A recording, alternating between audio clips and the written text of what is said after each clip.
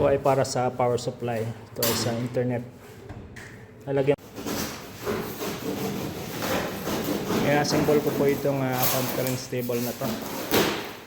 Hinahanap ko yung manual niya. Mahirap mag-assemble kung walang manual kasi marami pong mechanism.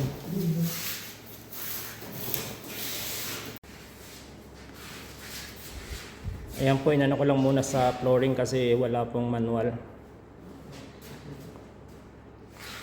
Tapos i-assemble ko na po yung mga ano niya, support niya. Wala kasing kasamang manual kaya medyo mahirap.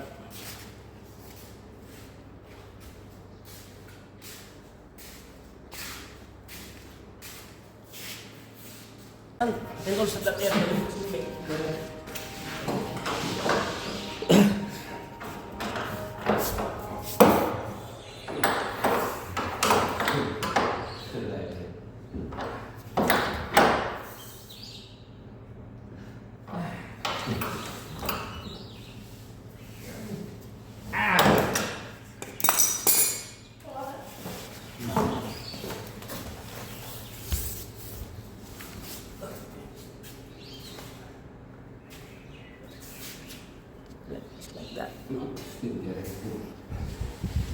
Isang ano na lang po, dalawa pa kabila.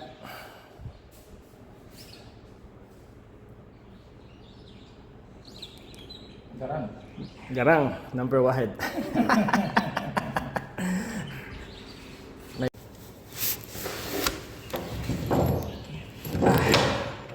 Lalo na ito yung nagpapatibay dito. Ito yung pinakalak niya. Tapos mayroon pa pong bracket.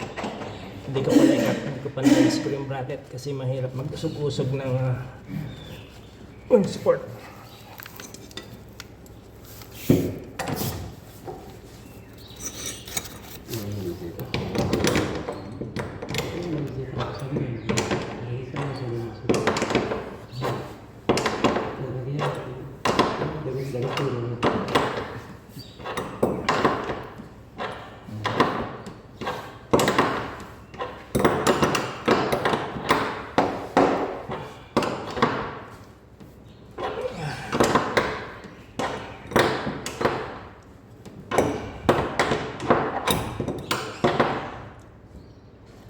Yes! Ayan po. Okay na yan. Ito na lang support niya. Dito ko ilalagay para pantay po. Kailangan pantay yan sa... Bali, 4 na support yan.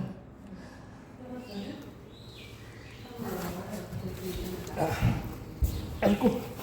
Antok. Ha?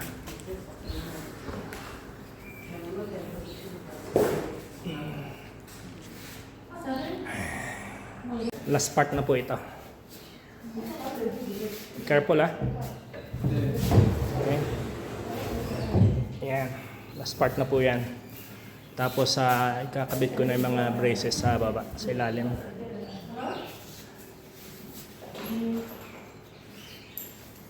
Hold brother Hold. Yeah. That's okay.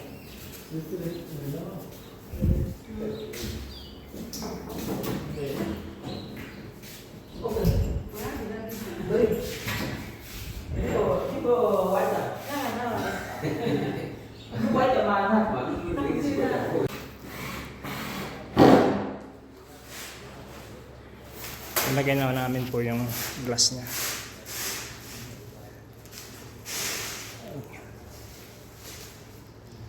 Very nice,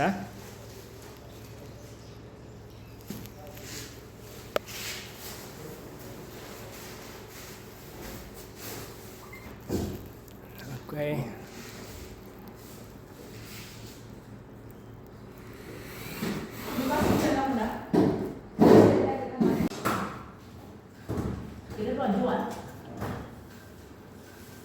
Very nice, boss. Very nice. Yes, very nice. Ayan po, tapos ko nang ma-assemble yung conference cable.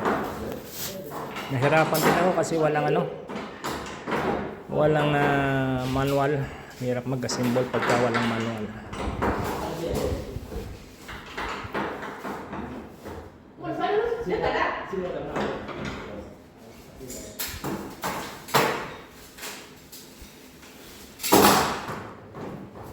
Ito po ay para sa power supply. Ito ay sa internet. Lalagyan ko na lang mamaya ito ng supply.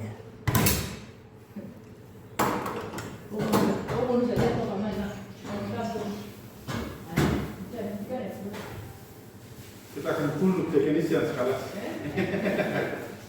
Assembly. So we'll put only cable going to socket. Yes. So it's not permanent, the connection. Put like a extension cord only. Yeah, extension cable. So if you don't want to use, remove the connection in the socket and put underneath. So Okay. very clean on the floor. Yes.